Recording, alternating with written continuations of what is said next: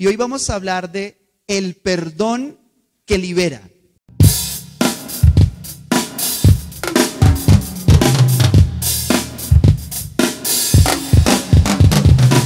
Y es muy importante que nosotros como hijos de Dios tengamos la plena seguridad de que hemos sido perdonados. Es supremamente decisivo en la vida de un cristiano que pueda ser libre también de la culpa, que pueda su conciencia haber sido purificada por la sangre de Jesús. Y eso se revela en el hecho de que nosotros tenemos una actitud frente a la vida de libertad en nuestra conciencia, porque ciertamente la culpa es una carga muy pesada. Hay muchas personas que no pueden olvidar cosas que hicieron hace muchos años. Hay personas que viven esclavizadas de la culpa al pensar, al sentir que hay algo que está pendiente, que hay algo que no está resuelto con el Señor.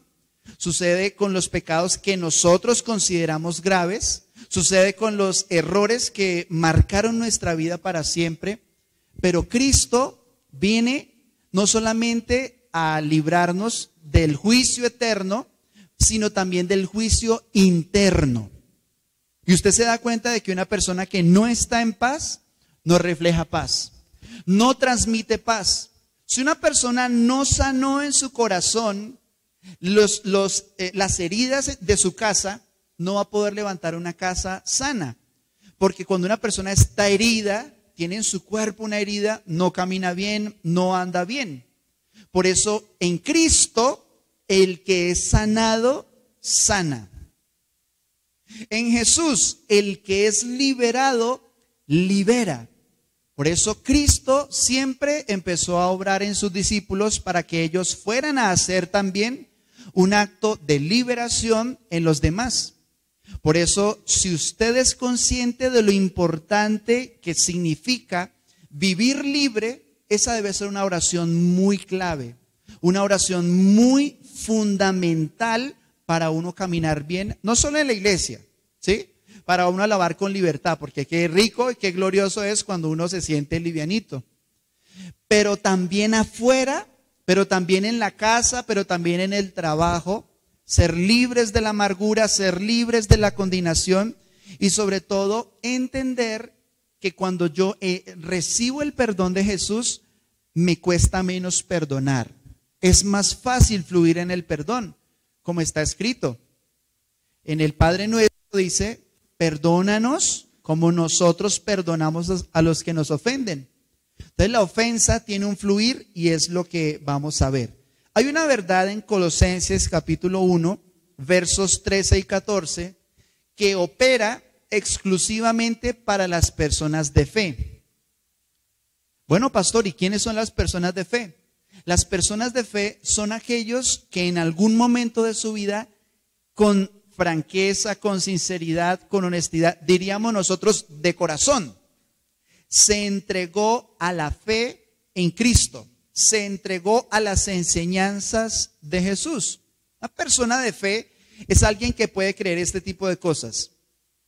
Dios se hizo carne, a través de una virgen nació, caminó Dios hecho carne, caminó entre nosotros, fue perfecto en todo su caminar, justo, santo en su palabra, se cumplieron las profecías, las promesas en Jesús. Encima de todo, se entregó por amor a morir en la cruz y estando crucificado, perdonó a la humanidad y su sangre al vertir por esa cruz, por ese madero, ese quebrantamiento, como cuando una semilla se quiebra y brota la raíz, así mismo la cruz hizo que se quebrantara Jesús y la sangre al tocar la tierra trajo justicia.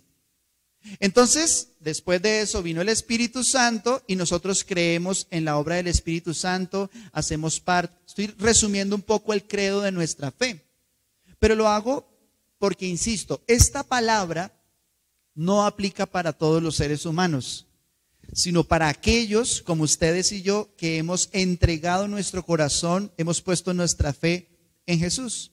Y dice Colosenses 1:13 al 14.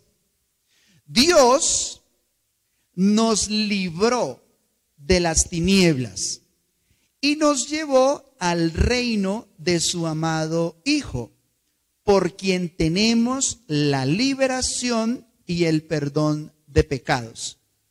Hay algo que es demasiado evidente, pero que nunca sobra, y es recordar que fue Dios.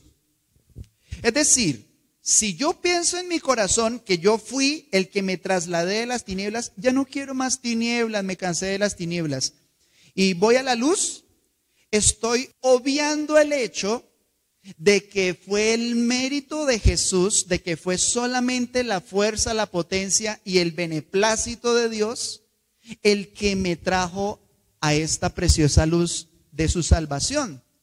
Es decir, reconocer en todo tiempo que el que hizo la obra fue Dios. Entonces, Dios nos libró ¿de qué? Nos libró de las tinieblas. Mire que no habla solamente de una oscuridad, sino de una densa tiniebla. Y a las tinieblas a las que se refiere aquí son las tinieblas espirituales. Es la oscuridad que se cierne sobre una persona cuando su vida es ajena a Dios, cuando su vida es ajena a la luz del Evangelio.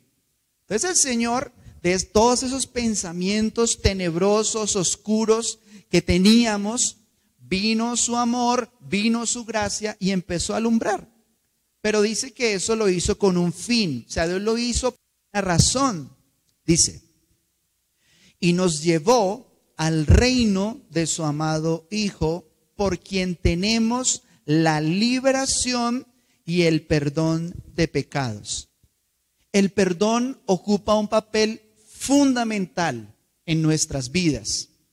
El perdón es tan decisivo que puede hacer que una persona dejando de perdonar, no acceda al perdón de Dios, porque lo decimos en el Padre Nuestro como el modelo de la oración. Dice, de la misma manera como nosotros perdonamos a los que nos ofenden, yo estoy autorizando a Dios, que no necesita mi autorización, pero estoy accediendo a lo que el Señor diseñó, y es, como yo trato a los demás, cuando me ofenden, yo estoy diciendo, así mismo tú puedes tratarme. Hablar de perdón es muy fácil, hasta que nos toca a nosotros. Es muy fácil aconsejar, mire, perdone, mire, perdónelo, mire, perdónela. Pero cuando le toca a uno, ¿cómo es? Cuando le llega el turno, ¿sí? C17, me toca a mí. Ay, ahora me toca a mí perdonar. Siempre es difícil, porque nos lesionan, porque nos lastiman. Pero quiero que veamos cómo hay, de una manera tremenda, hay un movimiento de la ofensa. Pero para eso vamos a recordar que nosotros escrituralmente tenemos y somos tripartitos. O sea, nosotros somos un espíritu, tenemos un alma y vivimos en un cuerpo. Entonces, si usted piensa que es su cuerpo, yo soy mi cuerpo, ¿cierto? Entonces, ¿cómo va usted a guiar su propia vida? Pues haciendo todo lo que su cuerpo mande, satisfaciendo todo lo que su cuerpo exija. Jesús, por otra parte, cuando ayunó esos 40 días, no le dio prelación al cuerpo, porque el cuerpo, ¿qué le decía? Y el cuerpo sí que habla clarito, ¿no? El cuerpo habla muy clarito. Pero Cristo nos enseñó que cuando se pondera el espíritu, que cuando es el espíritu el que gobierna, el cuerpo pasa a un segundo plano. Ahora, somos un espíritu, significa que yo me conecto con Dios a través de mi vida espiritual. Cuando Jesús dijo, dejen que sus muertos entierren a sus muertos, le habló a personas que estaban vivas en su cuerpo, pero muertas en su espíritu. Es decir, estaban en las tinieblas de las que hablábamos ahorita. No olvidemos esta regla que es muy simple. Una persona sin Cristo está muerta espiritualmente. Vive, respira, camina, come. Pero hay una verdad escritural y espiritual demasiado relevante. y es que esa persona está muerta. Si usted lee Juan capítulo 3, verso 3, por cierto, Juan capítulo 3 contiene de las enseñanzas más profundas de Jesús. Si usted no se siente íntegro o experto en la Biblia, empiece por Juan capítulo 3. Y resulta que el Señor dijo, mire, es necesario que ustedes nazcan de nuevo. Y resulta que el Señor era un barbón. Ahí ese tal Nicodemo era una persona que sabía la Biblia, que tenía una experiencia y ocupaba un lugar en la jerarquía religiosa, no era cualquiera. Y le dice, bueno, Jesús, maestro bueno, yo sé que tú vienes de Dios, porque si tú no vinieras de Dios, pues no podrías hacer las cosas que haces. Y de una vez lo cogió el Señor y se la tiró al ángulo. Le dijo, mira, si tú quieres ver el reino de Dios, es necesario que nazcas de nuevo. Y Nicodemo, ya un viejito, ya mayor, nacer de nuevo. Y le pregunta a Nicodemo a Jesús, o sea que yo tengo que volver a hacerme pequeño y meter otra vez mi vida en el vientre de mi mamá y volver a nacer. Pues ahí sí me quedó imposible. Pero el Espíritu es el que nos conecta con Dios y es lo que somos realmente. Por eso está escrito, polvo eres y al polvo volverás. Es decir, tu cuerpo y mi cuerpo tienen, como la pila de los celulares, tienen los días contados. Se va agotando. El alma, por otra parte, son nuestros pensamientos, nuestros sentimientos. Si el Espíritu me conecta con Dios, el alma me relaciona con las demás personas. Siempre que usted note una referencia al alma en la Biblia, está hablando de nuestros pensamientos, de nuestros sentimientos, de nuestra voluntad humana, de nuestra alma. Ese es el alma. Y del cuerpo no hay que decir mucho. Pero dice Primera de Tesalonicenses, capítulo 5, verso 23. Primera de Tesalonicenses 5, 23. Y todo su ser, porque yo no puedo decir solo soy espíritu. No, yo no voy a llevar mi cuerpo a la iglesia porque yo soy espíritu, yo oro aquí, digamos, ¿sí? Pero nosotros somos integralmente, no podemos decir, no, el cuerpo no importa. No, la Biblia nos da testimonio de que el cuerpo también debe ser, mire, guardado, irreprensible para la venida de nuestro Señor Jesucristo. Y hemos hablado ampliamente, sobre todo en el estudio de Romanos, que hay prácticas que hacen impuro al cuerpo, que hay prácticas de muchos tipos, de muchas maneras, se puede hacer el cuerpo impuro. Y lo único que purifica es la sangre de Jesús. Cuando su sangre fue derramada, y yo creo en esto, la Biblia da testimonio de que he sido purificado, santificado, limpiado. Pero hay que guardar irreprensiblemente espíritu, alma y cuerpo. ¿Para qué? Para la venida de nuestro Señor Jesucristo. Ahora, ¿esto en qué me bendice para entender el perdón? Sabiendo que somos espíritu, alma y cuerpo. Porque las heridas se mueven. Las heridas nunca se quedan quietas. Las heridas siempre se mueven. Y no estoy hablando, por ejemplo, de que cuando uno era pequeñito se cortó por acá y cuando se da cuenta ya tiene la herida por aquí, se le ve en el cuero. Cuando lo rapan a uno, ¿sí?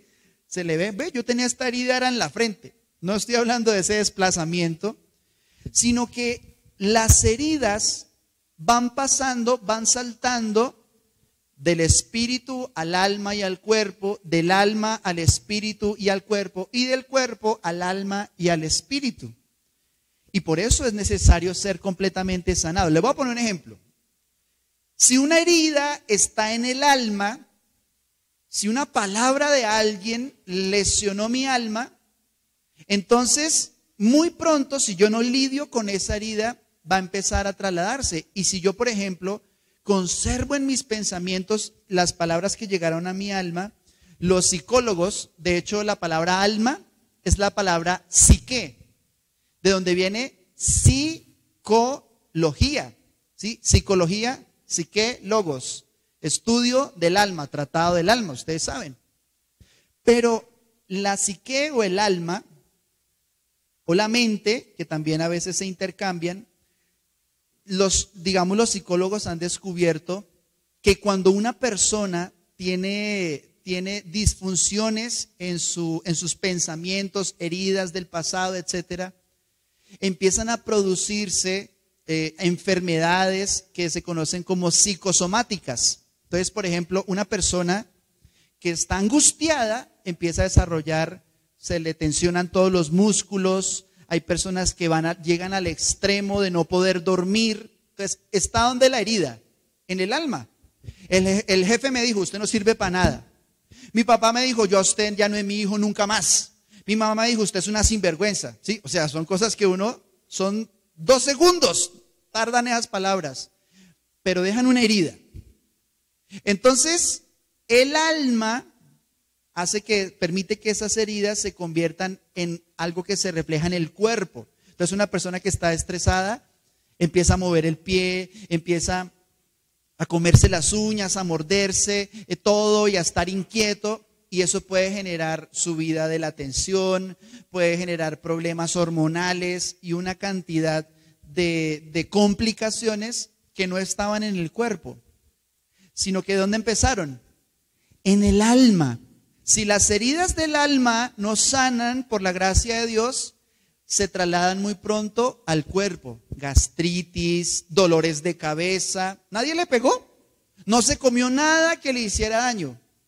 Pero la ansiedad y las heridas del alma se convirtieron en otra cosa.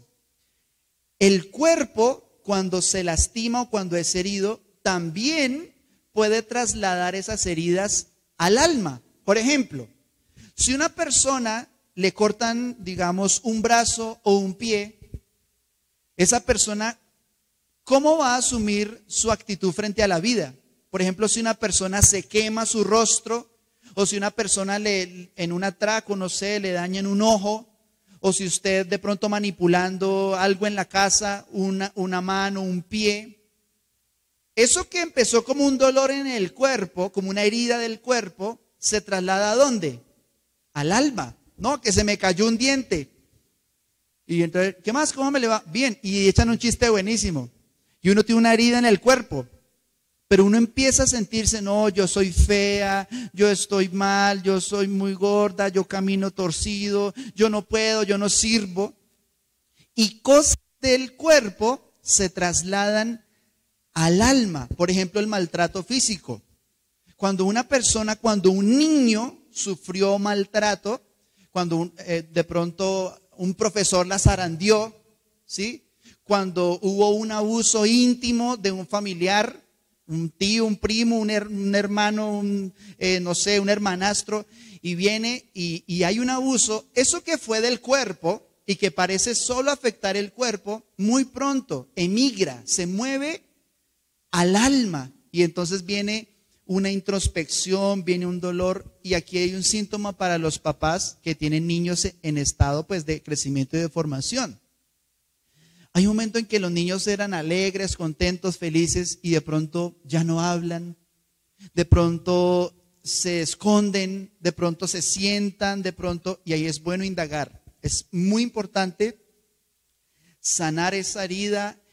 La mejor terapia no la dan los psicólogos, aunque debe haber, seguramente hay personas profesionales y muy buenas, y más si es un psicólogo cristiano, por todo lado. Pero más que un psicólogo, los hijos necesitan buenos padres, mejores padres. La Biblia está en contra del maltrato infantil. La Biblia está en contra de todo tipo de maltrato físico. El Señor Jesucristo lo expresó ampliamente. Ahora, hay heridas del espíritu que se manifiestan también en el cuerpo. Por ejemplo, Jesús nos habla en las Escrituras que cuando él echaba fuera un demonio, la persona que estaba enferma quedaba libre de esa enfermedad. Entonces, por ejemplo, la Biblia dice, había una mujer que estaba encorvada, que llevaba años doblada y no se podía parar. Y la Escritura dice que Jesús echó fuera ese demonio y dice, y al instante la mujer se enderezó.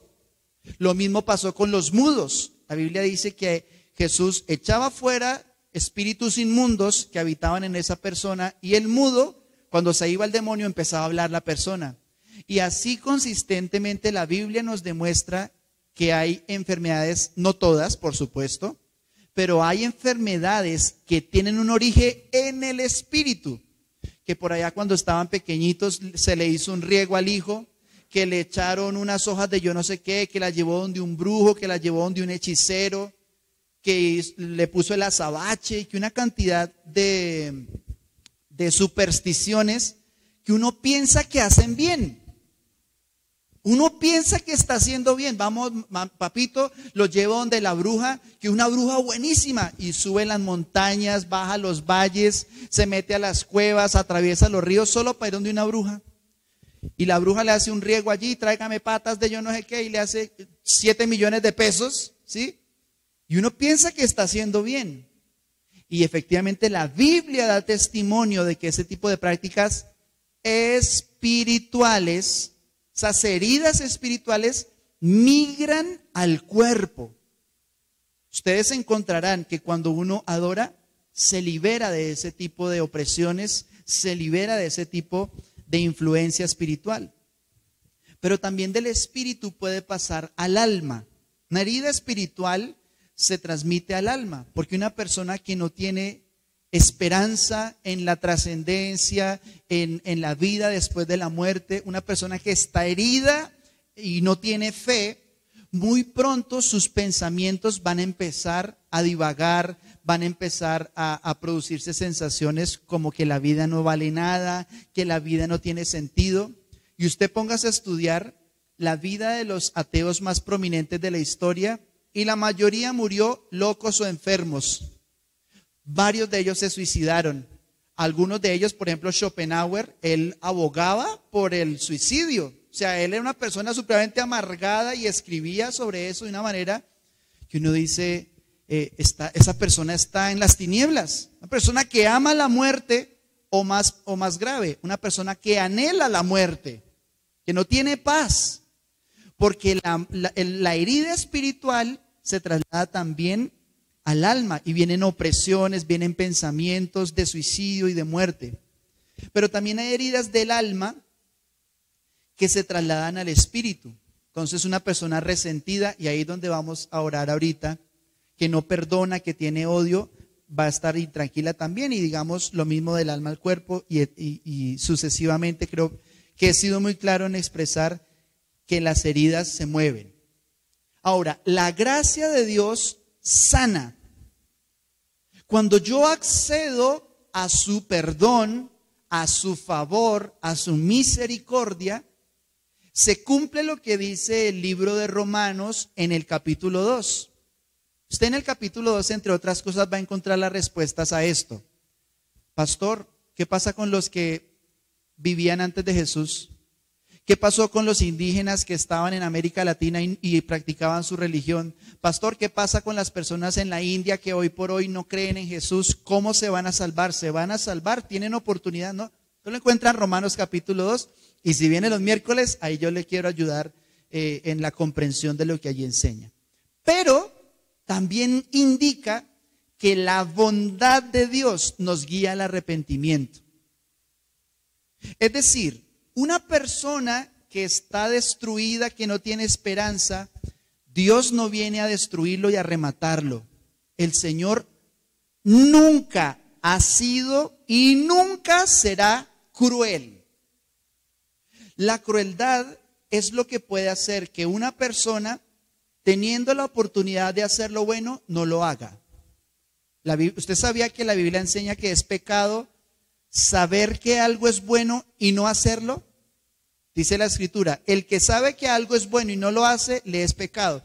Entonces uno dice, bueno, pero nuestro papel como iglesia, ¿cuál es entonces? Como cristianos, ¿acaso no sabemos nosotros que hay mucho más que podríamos hacer?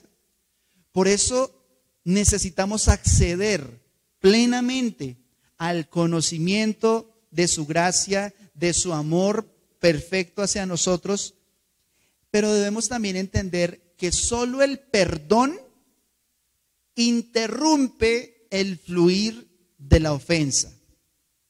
Entonces hay una ofensa que me la hicieron en el cuerpo, cuando alguien intentó abusar o alguien me lastimó, alguien me abofeteó, me escupió, que pasa en mi alma y entonces me trae dolor, ansiedad, preocupación y eso se vuelve en algo espiritual, en una opresión, me debilita la fe y empieza a dolerme el cuerpo y luego mis pensamientos y empieza un fluido, un moverse de la ofensa en todas las áreas de mi vida.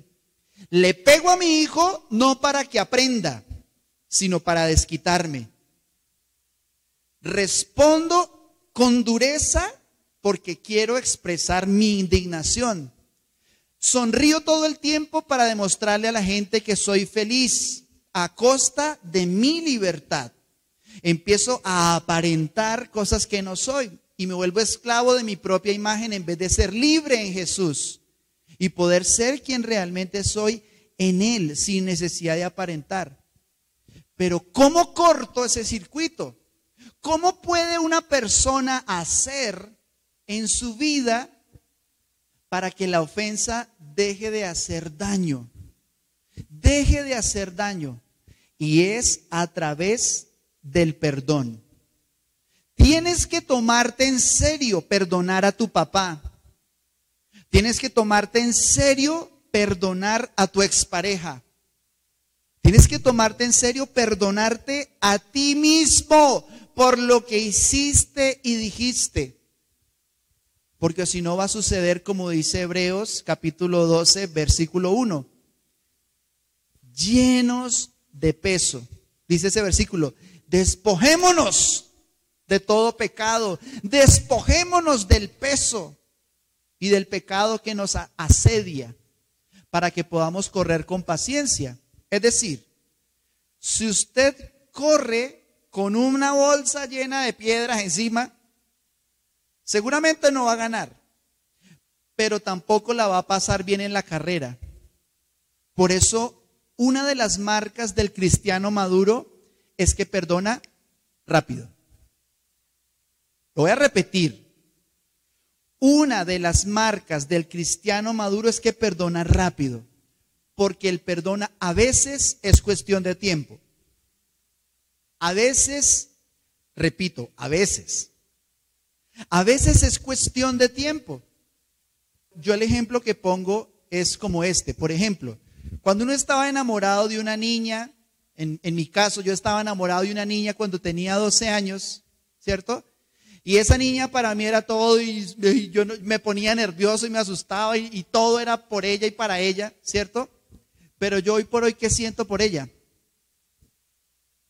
Apenas me acuerdo de su nombre, no lo voy a decir para que no me molesten después, con Angélica. Y no le voy a decir a mi esposa. Pero en todo caso, cuando digamos el tiempo pasa, el tiempo a veces sana. Repito, a veces. No voy a ser inconsistente con la palabra de Dios que nos enseña que es una decisión, es algo a lo que Dios nos guía, pero sí quiero ser muy franco. Y es que usted y yo sabemos que hay personas que nos ofendieron y para yo poder perdonarles tienen que pasar años. Y lo mejor que usted le puede pasar es volverse a encontrar con esa persona. Es bueno que usted se cruce en la calle y ojalá por sorpresa. Usted va así todo feliz, estrenar, Señor te amo, bendito papito Dios, no sé qué, y ¡pah! Llega esa persona. Es bueno que usted le pase eso. Porque ahí nos vamos a dar cuenta de si nuestro corazón ya sanó la herida. Es bueno que eso suceda, porque a veces es cuestión de tiempo, pero a veces es cuestión de espacio. Hay momentos y hay personas en las que usted y yo necesitamos estar lejos. Necesitamos en oportunidades por causa de la herida que esté lejos. Mire, cuando una persona empieza a abrir un hueco en la tierra, ¿cierto? Con el asadón, con la pala, empieza a dolerle, ¿cierto? Se enrojece, luego le salen ampollas y se le revienta la ampolla y hay mucho dolor y sigue. ¿Y qué es lo que sale después de la ampolla? Dele y dele y dele, ¿qué le sale? Un callo. ¿Sabe cuál es el problema con el callo? Que hace que la mano se vuelva insensible.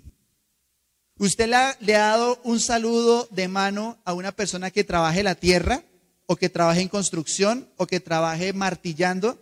Usted le da la mano y es una mano como dura, y saludan siempre así porque, no sé, ¿será que tengo cara de pala? Porque siempre me saluda así, como a desbaratarme. O hay personas que saben que son fuertes y se han visto que saludan así, con la mano como así. Pues, si nosotros no soltamos la pala, si no soltamos el azadón, va a seguir el callo. Por eso, si usted sigue pensando insistentemente en esa persona que abusó, que estafó, que hizo daño, en esa persona que le produjo algún tipo de incomodidad o de dolor, una de las cosas más prudentes es el espacio. Es bueno, a veces, no siempre, a veces. Y en ese sentido hay que saber cuándo alejarse. Hay que saber cuándo poner distancia. Pero también a veces es cuestión de decisión. El perdón por momentos, para que sea efectivo, para que impida que la ofensa siga saltando del alma al espíritu, al cuerpo, es necesario que se convierta en una decisión. Y esa decisión tiene que estar amparada por la oración. Y a veces se hace sin que la persona lo sepa. Entonces usted está orando, usted está aquí. Quebranta mi corazón, quebranta mi vida. Y de pronto usted, en un momento de arrojo, de valentía, usted dice: yo perdono a mi tía. Usted lo dice en oración: yo perdono a mi papá, yo perdono, no sé. Cada quien en su corazón tiene una historia distinta. Pero yo hoy tomo la decisión de perdonar. Ahora, esa decisión va a ser probada. Esa decisión va a ser confrontada, pero qué bueno que empiece así, con una decisión, con una determinación. A veces es cuestión de amor propio. Cuando una persona se ama a sí misma, no permite que en su cuerpo haya nada que le produzca amargura, dolor, soledad, o más bien incomodidad, porque estamos hablando del cuerpo. Cuando una persona se ama mucho en su alma, dice: no, yo no quiero estar pensando en esto. Mi vida es tan preciosa, mi vida es tan agradable, que yo no le voy a dar el lujo a alguien que me habló hace años de que me lastime hoy. Porque a veces es un asunto de amor propio. Me fascina la palabra de Dios porque me revela cuál es el corazón de Dios. Me permite ver quién es Él, cuál es su carácter. Y hay un pasaje que a mí siempre me ha fascinado, y cada vez que puedo tengo la oportunidad de recordarlo. Y es un pasaje que está precisamente en el libro de Isaías. Mire tan hermoso lo que expresa Dios. Aquí está hablando Dios. ¿Quiere conocer quién es Dios?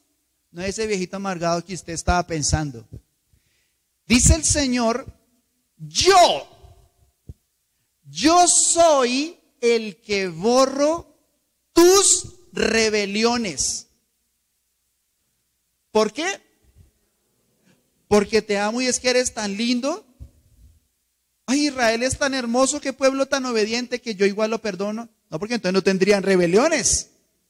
Pero dice el Señor: yo soy el que borro, desmenuzo, desaparezco tus rebeliones por amor de mí mismo. ¿Usted quiere ser un imitador de Dios? Si usted siente que es imposible ya, o más bien difícil, porque si usted es cristiano, para usted no es imposible perdonar, pero tal vez es difícil en el proceso. Si usted siente que es muy difícil, yo le aconsejo esta oración. Que usted pueda decir: a ese pastor que me hizo daño, ese líder que me ofendió, que no confió en mí, por amor de mí mismo, me amo tanto que no voy a permitir que nada sea un impedimento de mi sonrisa, de mi libertad, de mi gozo. Y por amor de mí misma, por amor de mí mismo, perdono al que me estafó, al que me engañó, a la persona que me lastimó, que hizo daño a mis hijos, porque ese es todavía más difícil de perdonar, ¿no? Pero dice, y no me acordaré de tus pecados. Ese es Dios. Les presento al Señor. El Dios al que ustedes y yo buscamos y veremos frente a frente, cara a cara, dijo esto: yo soy el que perdona.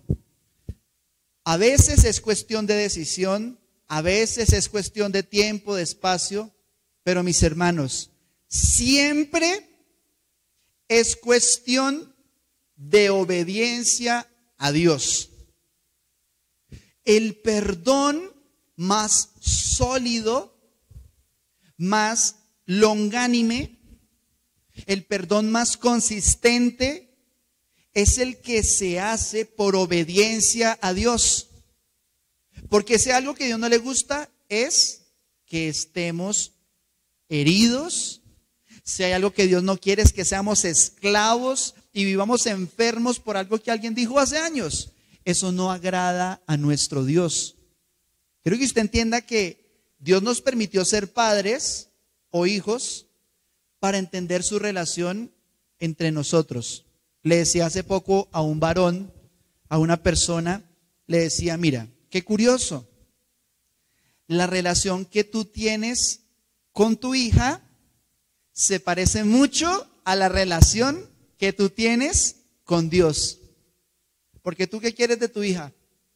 No, pues a mí me gustaría que mi hija no fuera tan esquiva, me amara, y curiosamente se veían solo los domingos, ¿sí? Entonces yo quisiera que mi hija y yo quisiera que estuviéramos más cerca. Exactamente lo mismo que Dios quiere para ti. Porque por algo nos hizo el Señor a imagen y semejanza suya. Por eso dice la Biblia, nadie puede decir, yo amo a Dios a quien no ha visto, y odiar a su hermano a quien sí puede ver. Entonces, que una persona me ofenda es un entrenamiento de cómo está mi relación con Dios. ¿Estoy siendo claro? Entonces, siempre es cuestión de obediencia al Señor. Y vamos a terminar con una de las anécdotas más hermosas de la Biblia. La creación, la Biblia narra la creación en 3 capítulos. Es decir, 2 hojas y media es para describir cómo el universo fue creado. Pero usted sabía que hay más de 30 capítulos que hablan de una sola familia.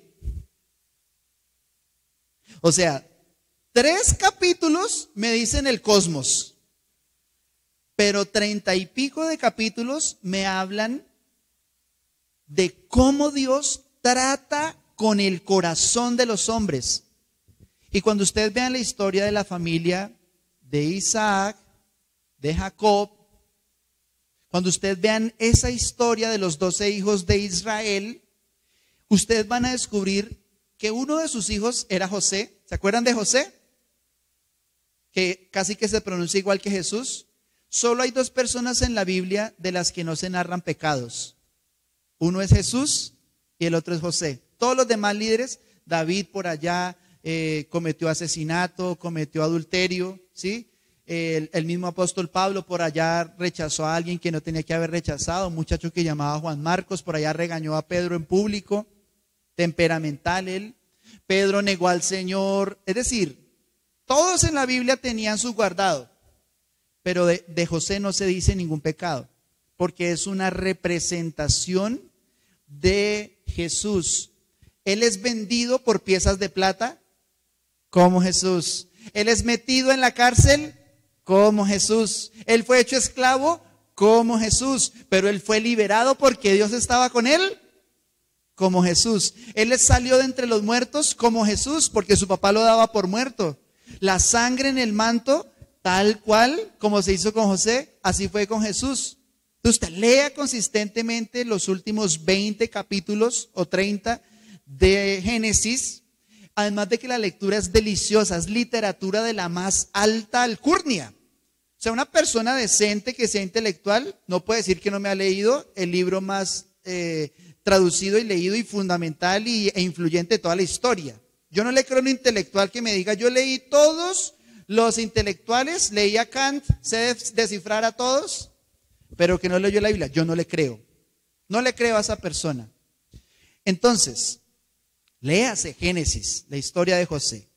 Lo venden, él es esclavizado y él lo traicionan. Su papá pensó que él estaba muerto, le mintieron a su papá. Y ustedes van a ver al final de la historia, porque Génesis tiene 50 capítulos. En Génesis 50, capítulo 50, ¿se acuerdan que él fue príncipe de Egipto, no? ¿Sí? Resulta que dice así: los hermanos de José tuvieron temor. Ay, sí, ¿no? Pecado es cobarde. Como se murió Jacob, se murió el papá, entonces dijeron: mire, ahora José mostrará su enojo y se vengará por todo el mal que le hicimos. Entonces sus hermanos llegaron y se arrojaron al suelo delante de José y dijeron: mira, somos tus esclavos. O sea, como diciéndole: mire, sí, José, mire, yo me humillo ante usted, ¿sí? Porque la culpa esclaviza. La culpa esclaviza. Una persona que vive llena de culpa va a tratar de complacer siempre a los demás, infructuosamente, porque es imposible complacer a la gente. Entonces, una persona que tiene culpa en su matrimonio se humilla, baja las orejas y siempre está debilidad. Y la otra persona, si no es como José ni como Jesús, sino que es como los seres humanos que se humilló ante mí, entonces ya vas a ver lo que es bueno. Hay una historia que a mí me ayuda a entender y me pareció muy bonita, y es la historia del pato en la ventana. La historia del pato en la ventana es una historia que dice que vivían en una finca, el abuelito y dos de sus nietos. Entonces el nieto y la nieta. Y los niños, el niño y la niña, les gustaba jugar en el patio, jugaban por ahí. Y en la finca había muchos animales. Pero el abuelito tenía un pato que era su pato amado. Él amaba a ese pato, le encantaba ese pato, el consentido. Se acostaba con el pato, dormía con el pato, comía con el pato, jugaba con el pato, todo con el pato. Y entonces el abuelito le dijo a los niños: miren, por favor no jueguen cerca de la malla donde está el patico para que ustedes no me le vayan a hacer daño. Y los niños se pusieron a jugar y jugando y se tiraban cosas y fútbol y peleas y de todo tipo de juegos, cuando por allá en medio de la recocha en la que estaban, accidentalmente tiraron un palo en el juego que estaban haciendo, y el palo cayó y con tan mala suerte que mató ese mugre pato. Entonces la niña, que había visto cómo su hermanito había matado ese pato, le dijo: le voy a decir a mi abuelito. Y entonces el niño: ay, no le vaya a decir, no le vaya a decir. Mire, si quiere, pídame algo y lo que sea yo lo hago. Entonces, bueno, listo. A mí me toca lavar la loza esta semana. Entonces láveme la loza esta semana. Uy, no, pero le digo a mi abuelo. Listo, entonces se va a lavar la loza ahí por ese mugre pato. Y el niño: ay, qué momento. Y la niña lo miraba así como: Entonces se acabó la semana. Bueno, vamos a jugar. Y el abuelito todo triste, ¿no? Entonces, bueno, le voy a decir a mi abuelito que usted mató a ese pato. No, pídame lo que sea. Hágame la tarea una semana. No, pero le digo a mi abuelito. ¿Ves? Le hizo la tarea, hizo el aseo, cultivó la tierra, pintó la finca, hasta que el niño ya llegó un momento en el que no podía más.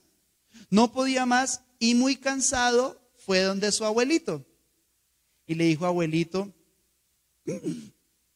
tengo que confesarte algo, abuelito. Y es que yo fui el que mató el pato. Y le dice el abuelito: cuando ustedes estaban jugando con ese palo, yo estaba asomado en la ventana y yo me di cuenta que todo fue un accidente. Me di cuenta que fuiste tú el que mató al pato.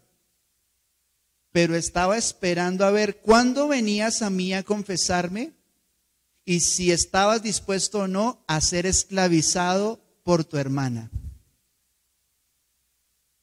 Entonces, mis hermanos, el diablo no opera diferente. Hay personas que llevan fundaciones, que dan regalos, que hacen apoyos, no porque amen a la gente, no porque amen a Dios, sino porque sienten culpa. Hay personas que le dan lo mejor a sus hijos, hay personas que le dan lo mejor a su pareja, pero tal vez porque hay cosas que no se han podido confesar o porque hay culpas muy profundas. Pero aprendamos de Jesús a través de José. Génesis 50, 14 al 21. Pero José, cuando ellos tuvieron miedo, José les respondió: miren, no me tengan miedo. ¿Acaso soy Dios para castigarlos?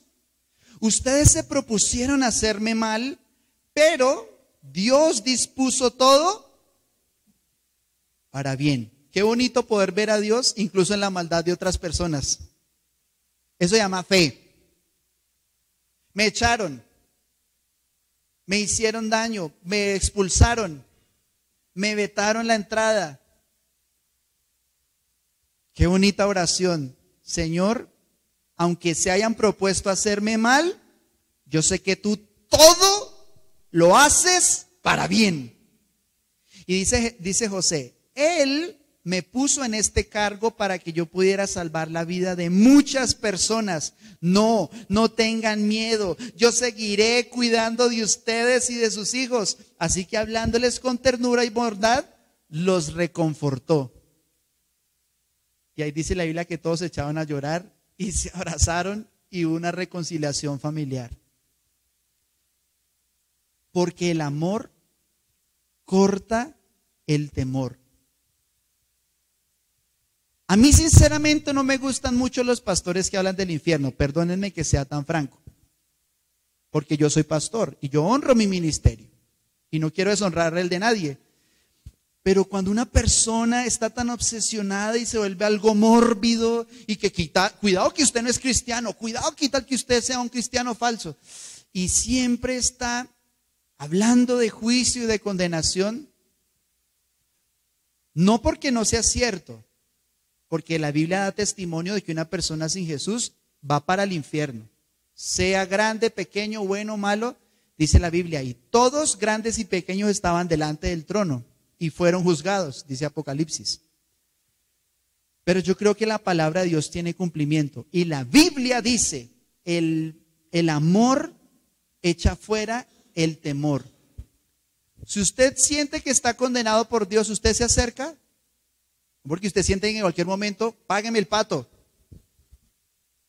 Pero si usted sabe que Dios le ama consistentemente, ese temor empieza a desaparecer. Vamos a ver en las palabras de José que él le dijo: yo no soy Dios. Dígale por favor a la persona que está a su lado: tú no eres Dios. Dígaselo así. Y esa es una buena noticia. Mira, dele gracias a Dios que usted no es Dios. Le doy gracias a Dios que usted no es Dios. ¿Usted imagina donde usted fuera Dios? Uy, ya más de uno se rió como Mire, gracias a Dios usted no es Dios. Y gracias a Dios yo no soy Dios. Él es el único que juzga. Mi papel es perdonar, el de Él es juzgar. Yo hago el mío bien porque sé que Él hace bien el de Él. Pero también Dios trastorna todo para bien.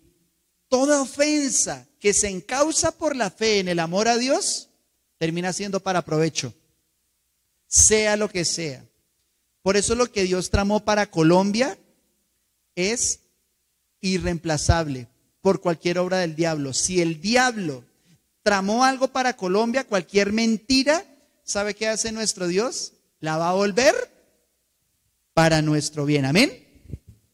Ahora también dice que Él fue puesto para restaurar a muchos. Una persona restaurada restaura a muchos. Reparte perdón, perdona rápido, reconoce que es el Señor el que te dio esa libertad. Y por último, dice que José habló con ternura, con bondad. Entonces, yo les digo, mis hermanos, hablemos con la ternura de Cristo, porque Él nos perdonó, nos liberó y nos va a llevar a perdonar siempre.